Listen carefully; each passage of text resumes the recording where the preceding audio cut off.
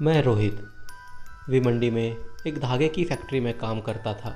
4 साल पहले मेरा काम धागे का सैंपल ले जा कर के कपड़े की मिल में देना होता था और ये ऑर्डर अलग अलग शहर में होती थी, जैसे अहमदाबाद हो गया, कभी पूना, कभी सूरत। जिस दिन मेरा एक्सीडेंट हुआ उस दिन मेरा ऑर्डर सूरत में था, तो ज़्यादातर मैं ट्रेन से सफ़र करता था, पर उस दिन मैंने बाइक से जाना ज़्यादा सही समझा, क्योंकि एक तो शाम हो गई थी और मैं 5 बजे निकला और सोचा कि 10-11 बजे तक मैं ऑर्डर उधर ले करके और वहाँ से मैं चला जाऊँगा अपने चाची के घर, जो सूरत में ही रहती है। करीबन 200 किलोमीटर चलने के बाद पूरा ट्रैफिक, हाईवे पे पूरा ट्रैफिक जाम था, क्योंकि मैं रोज़ उधर से जाता आता रहता था हर बार। तो मुझे याद था उधर से एक शॉर्टकट है। थोड़ी देर इंतज़ार करके फिर शॉर्टकट लेने की, ट्रैफिक मूव नहीं हुई, थोड़ी भी ट्रैफिक मूव नहीं हुई, तो मुझे मजबूरन शॉर्टकट लेना पड़ा।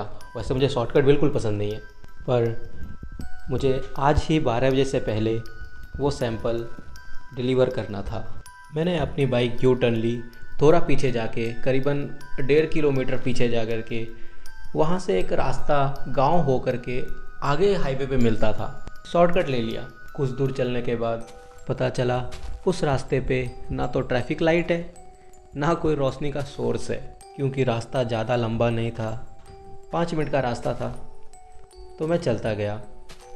रात हो चुकी थी, सड़क पे कोई नहीं दिख रहा था, सुनसान थी। मुझे लगता नहीं कि ट्रैफिक में फंसे लोगों को पता होगा इस शॉर्टकट के बारे में।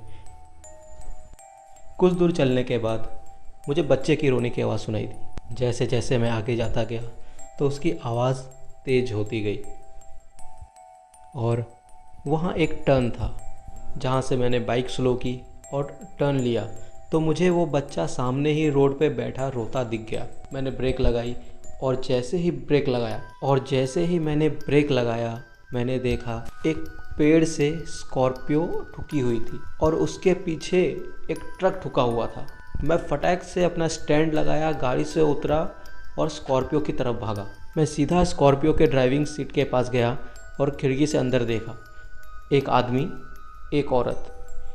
बचने की कोई चांस नहीं थी, क्योंकि आदमी का मुंह पूरा खून से भरा हुआ था और जो औरत थी वो बेहोश थी या क्या थी, वो पूरा नीचे झुकी हुई थी, मुझे पता नहीं चला। मेरा हाथ सीधा मेरे जेब में गया। मैंने फ़ोन निकाला अपना और पुलिस को फ़ोन किया। एक तो मुझे पता था हाईवे में ट्रैफिक जाम है और दूसरी तरफ से आते आते उसको कम से कम 5 से 10 मिनट लग जाने ही थे। मैं गया, बच्चे को चेक किया, तसल्ली कर ली उसको चोट नहीं लगा था। वो गाड़ी ठुकी थी, पीछे ट्रक था, ट्रक में कोई नहीं था। अपने हाथ से उसको चुप करवाया और उसको चुप करवाने लगा। मैं उसको दिलासा दे रहा था। मुझे पता था उसको मेरी कुछ बात समझ में नहीं आएगी, क्योंकि वो इतना छोटा था कि मुझे लगता नहीं वो बोल सकता था कुछ। मैंने उसे बोला कि बेटा शांत हो जाओ, कुछ नहीं होगा, मैं तुम्हारे साथ हूँ। और फिर अचानक बहुत सी चीज़ एक साथ हुई। तेज़ रोशनी, टायर की आवाज़ और टक्कर की आवाज़। और मैं आपको ये बताना भूल गया, जो ट्रक था वो अपने लेफ़्ट साइड के सिर्फ 3 पहियों पे, लेफ़्ट साइड के 6 पहिए होते हैं, तो 2, एक आगे के 2 पीछे के, और उसके दूसरे तरफ का पहिया पूरा ऊपर था और बच्चा उसके नीचे और मैं भी वहीं बैठा हुआ था। वो जो भी गाड़ी थी आके ट्रक में हल्की सी ठुकी। 2 सेकंड बाद ही मुझे वो ट्रक स्लो मोशन में मेरे ऊपर गिरता नज़र आया। मैंने उठने की कोशिश की और उठ भी गया। पीछे हटते हटते वो ट्रक मेरे पैर, मेरे हाथ पे गिर चुका था। जस्ट थोड़ी देर बाद मैं बेहोश हो गया। मुझे कुछ पता नहीं चला वहाँ क्या हुआ, क्या नहीं हुआ, गाड़ी कौन सी थी, क्या थी। उसके बाद सीधा मेरा आँख हॉस्पिटल में खुला और सर इतना दुख रहा था कि मैं ज़्यादा कुछ नहीं देख पाया। बस इतना देख पाया कि वो छोटी बच्ची मेरे सामने खड़ी थी बेड के बाजू में। उसके बाद मेरी आँख सीधा हॉस्पिटल में खुली। मेरी माँ मेरे बाजू में बैठी हुई थी और वो बच्ची इधर उधर घूम रही थी। धीरे धीरे मेरे ब्रेन ने सब बातें प्रोसेस की। मुझे मेरा लेफ़्ट पैर बिल्कुल महसूस नहीं हो रहा था और मेरे कंधे में बहुत दर्द और मेरे हाथ की उंगलियां तक महसूस नहीं हो रही थी। बाकी मैं पूरा होश में था। मैंने माँ से पहला सवाल यही किया कि माँ, ये बच्ची कैसे बच गई, क्योंकि मैंने देखा था मेरे वो आगे बैठी थी और मुझे हटने से पहले वो ट्रक गिर चुका था। और माँ का जवाब सुन के तो मुझे यकीन हो गया कुछ तो गड़बड़ है। कौन सी बच्ची? तू किस बच्ची के बारे में पूछ रहा है? यहाँ कोई बच्ची नहीं है। मेरे सवाल के बदले सवाल सुन के मैं हैरान हो गया। माँ ने मुझे बोला, तू आंख बंद करके चुपचाप लेट, मैं 2 मिनट में डॉक्टर को बुला के लाती हूँ। तो मैंने बिल्कुल वैसा ही किया, अपनी आंख बंद कर ली। पर दिमाग में अभी भी वही सब ख्याल आ रहे थे। कभी मैंने अपने पैर को महसूस करने की कोशिश की, कभी अपने हाथ को महसूस करने की कोशिश की। मुझे पता था मेरा हाथ पैर कट चुका है, फिर भी आगे क्या होगा क्या नहीं होगा यही सब दिमाग में चल रहा था। पर मैंने अपने दिमाग में ये बात बैठा ली थी कि चाहे कुछ भी हो जाए मुझे हार नहीं मानना है। अगले दिन मेरी माँ, मेरे पापा और कुछ रिश्तेदार भी मेरे से मिलने आए। कुछ देर बाद पुलिस भी स्टेटमेंट लेने आई। क्या हुआ था, कैसे हुआ था, ये सब बताने के बाद डॉक्टर ने मुझे इंजेक्शन दिया और मैं सो गया। मेरी आंख सीधा अगले दिन खुली। माँ, एक डॉक्टर, पापा और एक लेडी डॉक्टर सब मेरे आजू बाजू बैठे थे। वो जो लेडी डॉक्टर थी वो दिमाग की डॉक्टर थी। उसने मुझे सब कुछ बताया, एक तरह से मोटिवेट कर रही थी मुझे, तुम बहुत कुछ कर सकते हो, यही सब। पर मेरा ध्यान उन पे बिल्कुल नहीं था। मैं उसी बच्ची को देखे जा रहा था जो कभी मेरे इस तरफ से इस तरफ चल रही थी। फिर डॉक्टर ने मुझसे पूछा कि वो बच्ची अभी भी तुमको दिखाई देती है? कि अगर हाँ बोला तो ये मुझे पागल समझ लेंगे। तो मैंने सीधा मना कर दिया कि नहीं, मुझे कोई बच्ची दिखाई नहीं देती, वो मेरा वहम था। कुछ देर बाद सब चले गए, पर वो बच्ची गई नहीं थी। वो अभी भी मेरे पैर के पास खड़ी थी और वो इतनी रियल थी कि मुझे समझ में नहीं आ रहा था कि वो मेरा वहम कैसे हो सकता है। मुझे कोई नुकसान नहीं पहुंचा रही थी, पर अगर मैं किसी को बताऊं तो लोग मुझे पागल ही समझेंगे। टाइम बीतता गया, मुझे ठीक होने में करीबन 1.5 साल लग गए। अभी भी मैं व्हीलचेयर पे ही चलता था। बैसाखी की आदत नहीं हुई थी क्योंकि मेरा कंधा अभी तक ठीक नहीं हुआ था, उसकी भी हड्डी टूट गई थी।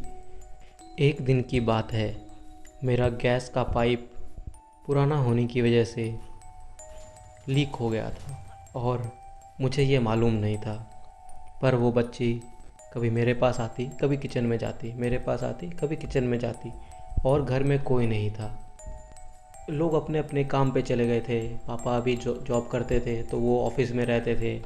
मेरा भाई मोहित वो मुंबई चला गया था। मम्मी अपने घर के काम में बिज़ी रहती थी। मैं अपने कमरे में अकेला रहता था और उस दिन मम्मी मार्केट गई हुई थी, इसलिए मैं घर में अकेला था। रिश्तेदार भी अब मुझसे मिलने आना धीरे धीरे कम कर दिए थे कि शुरू में तो सब आते हैं, अब क्या रोज़ रोज़ आएंगे। चलने में अभी भी मुझको तकलीफ़ थी। फिर भी मैं उठ के गैस किचन तक गया तो देखा किचन का पाइप फटा हुआ था और गैस का बास पूरी किचन में आ रहा था। मैंने गैस का रेगुलेटर बंद किया तो उस दिन मुझे समझ में आया कि ये मुझे कुछ नुकसान नहीं पहुंचा सकती। जब मैं परेशान था काम के लिए, इस हालत में कहीं मुझे काम नहीं मिलने वाला था, इतना तो मुझे पता था। मुझे अपने दम पे कुछ ना कुछ करना ही था। तो मैंने नोटिस किया कि वो बच्चा खिड़की के पास खड़ा रहता है और वहीं पे मेरा सेविंग किट पड़ा था। तो मैंने इसको एक संकेत समझ के फिटकरी कारखाना खोलने की सोच और 1-2 साल में वो कारखाना सफल भी रहा। अभी मेरा खुद का फिटकरी का कारखाना है।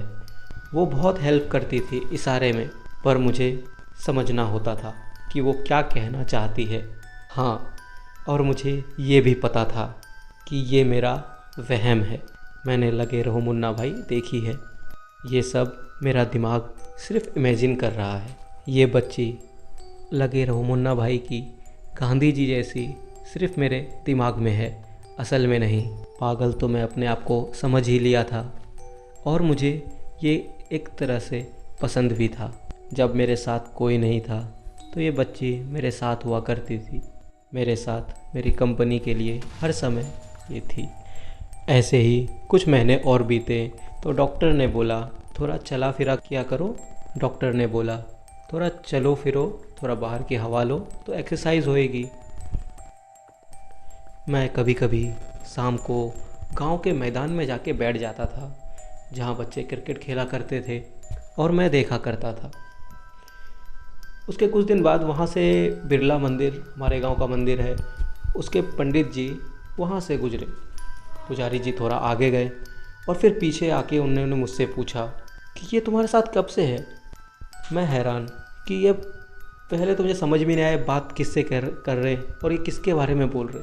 अब जब मेरी नज़र पंडित जी के इशारे पे गई और वो उसी बच्चे की तरफ इशारा करके पूछ रहे थे तो मैंने पंडित जी को पूछा, पंडित जी ये आपको दिखाई दे रही है? हाँ बिल्कुल, पंडित जी ने जवाब दिया।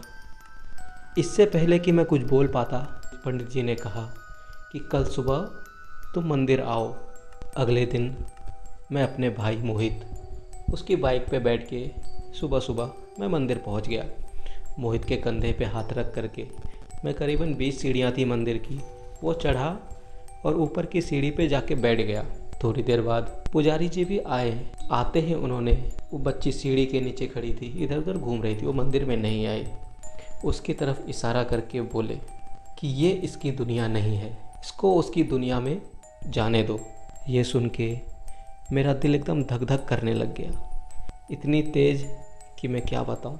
ये डर नहीं था, 3 साल हो गए थे साथ में, जब भी आँख खुलता था वो मेरे सामने होती थी, पर ये मुझे कभी नुकसान नहीं पहुँचाई। इसने मेरी हर समय मदद की और इससे मुझे कोई ख़तरा नहीं। हाँ बेशक इससे तुमको कोई ख़तरा नहीं, पर इस दुनिया में इसको बहुत ख़तरा है। कुछ लोग हम जैसे नहीं होते, वो इसको पकड़ लेंगे और अपनी फ़ायदा के लिए इसको यूज़ करेंगे, इसको तकलीफ़ देंगे और ये हर समय इसी दुनिया में कैद रह जाएगी। पर ये मुझे कोई नुकसान नहीं पहुंचा रही है, मैंने बोला। पंडित जी गुस्से में मुझसे बोले, तुम मतलबी हो रहे हो, तुम मतलबी हो रहे हो, तुम अपने फ़ायदे के लिए, अपने लगाव के लिए इस आत्मा को तकलीफ़ पहुंचा रहे हो। पर मैंने कुछ नहीं किया, ये मेरे साथ उस एक्सीडेंट के दिन से ही है। फिर पंडित जी ने मुझसे पूरी बात बताने को बोला कि सबसे पहली बार तुम इससे कहाँ मिले, कहाँ देखा। तो मैंने सब बताया, एक्सीडेंट से लेकर के आज तक, अभी तक जो मैं पंडित जी के सामने बैठा हूँ। ये सब सुन के मुझे डर लग रहा था, उस बच्चे से नहीं, उस आत्मा से नहीं, बल्कि पंडित जी से। मुझे लग रहा था ये मुझे उससे दूर कर देंगे, क्योंकि 3 साल जब कोई नहीं था मेरे साथ, तब ये थी। तुम सोचो इसके बारे में, 1-2 दिन में आओ और फैसला करो और मेरे पास आकर के बताओ मुझे, मैं कुछ ना कुछ उपाय बताऊंगा। 2 दिन मैंने किसी से भी बात नहीं की, मुझे समझ में नहीं आ रहा था मैं क्या करूं क्या नहीं। एक तरह से पंडित जी बिल्कुल सही थे कि आजकल तांत्रिक घूमते रहते हैं इधर उधर, किसी की नज़र पड़ गई तो वो उसको कैद कर लेंगे। मैंने देखा तो कभी नहीं है, पर मैंने सुना है सब ऐसा होता है। 2 दिन बाद मैं गया मंदिर में, पंडित जी मुझे बताए, हर बात बताई कि तुम हवन करवा सकते हो कि आत्मा को उसके दुनिया में भेजने के लिए, या फिर मेहंदीपुर बालाजी जा करके भी ये काम हो सकता है, या फिर सबसे अच्छा तरीका है तुम अपने हाथ से इसकी पिंडदान कर दो या फिर अंतिम संस्कार। तो मैंने यही सही समझा, पुलिस के पास गया, सब पता किया कि कौन है ये, किधर के हैं, उसका पिंडदान कर दिया। पूरी रीति रिवाज से उसका अंतिम संस्कार मैंने कर दिया अपने हाथों से। तो ये मेरे दोस्त रोहित की कहानी थी। जब मैं उससे मिला, मैंने बात किया तो उसने मुझे ये कहानी बताई।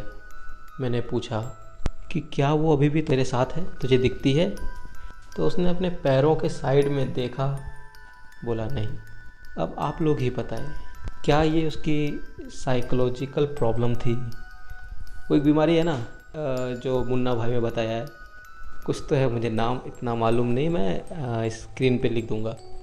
या फिर सही में कोई आत्मा थी। Thank you. ये मेरी पहली स्टोरी थी। तो आप लोग ज़रूर कमेंट करें, बताएं आपको पसंद आई नहीं आई, अगर नहीं आई तो क्यों नहीं आई, और अपना सजेशन ज़रूर दें।